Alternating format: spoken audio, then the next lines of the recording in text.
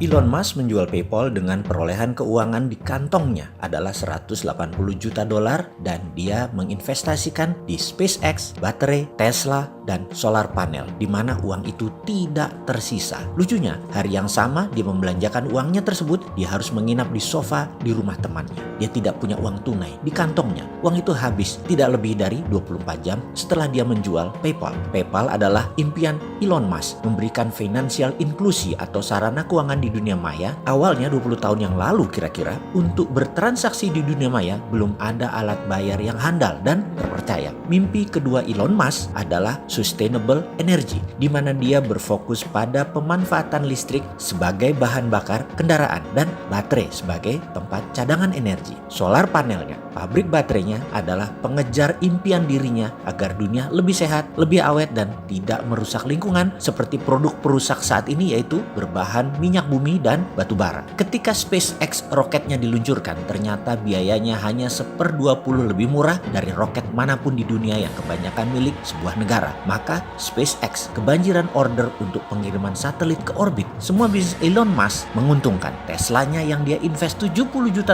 di awalnya, saat ini nilainya $330 billion.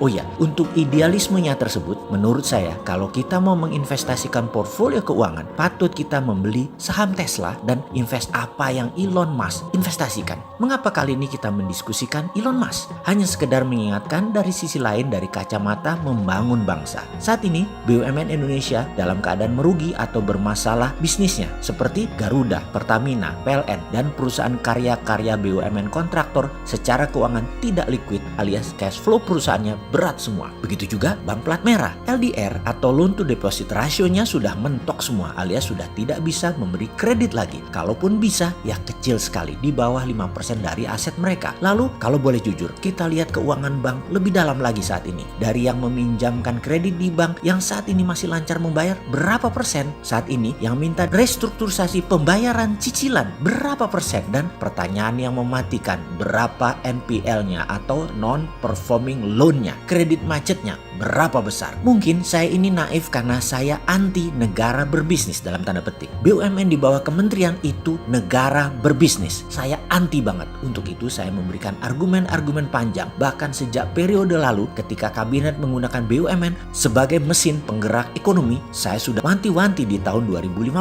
saya mulai berbunyi. Di tahun 2017 kenceng berbunyi. Dan di tahun 2019 akhirnya saya bilang, tuh kan bener, jebol bos. Sederhananya begini, musuh dari kelincahan berbisnis adalah birokrasi. Ketika NASA mengatakan put man on Mars adalah buang-buang uang, perlu biaya $20 billion per orangnya jika dikerjakan, dan itu tidak mungkin. Kemudian program space atau ruang angkasa NASA, Rusia, dan Cina yang dibiayai pemerintah mengalami masa redup dibanding zaman keemasannya ketika Cold War masih on. Birokrasi untuk membuat sebuah keputusan memakan waktu lama, dan di swasta hal itu haram, tetapi di pemerintahan birokrasi adalah kehati-hatian. Singkat cerita, dunia terbelalak matanya dengan apa yang dilakukan seorang pengambil keputusan tanpa birokrasi, di mana dia bertindak cepat dan dia akhirnya bisa meletakkan manusia di Mars dengan biaya hanya $1 juta.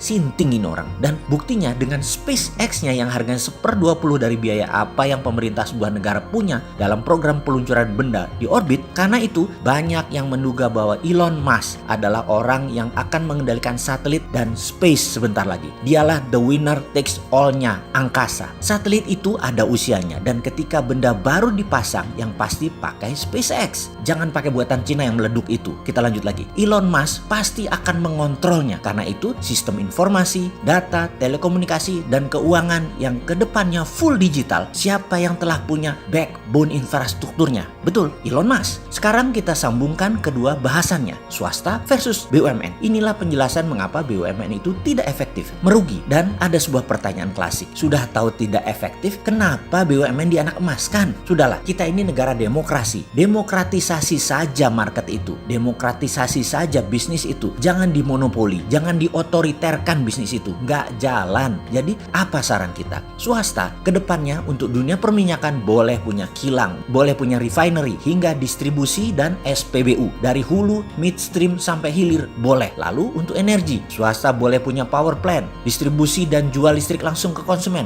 boleh. Mau pakai power plantnya mau bertenaga air atau hidro, boleh. Mau pakai thorium, bahan bakunya, boleh. Mau pakai panas bumi, pakai angin, pakai sampah, pakai matahari, pakai tenaga dalam sekalipun, terserah. Pokoknya boleh. Untuk harga jual ke konsumen, jangan diatur batas bawah. Negara hanya atur batas atas. Kita semua tahu kalau diatur batas bawah, ada floor price-nya, BUMN yang untung. Tetapi kalau didemokratisasi, batas bawah dilepas, swasta bisa kasih harga murah di bawah, jauh lebih murah di bawah harga BUMN. Hal ini yang pasti menguntungkan konsumen. Diatur batas atas agar konsumen tidak dirugikan, dan ini namanya negara mengendalikan. Negara ikut hadir. Jangan negara menjadikan rakyat pasar dengan memonopoli penyediaan kebutuhan masyarakat tanpa ada pembandingnya. Gitu aja kok repot bantu rakyat.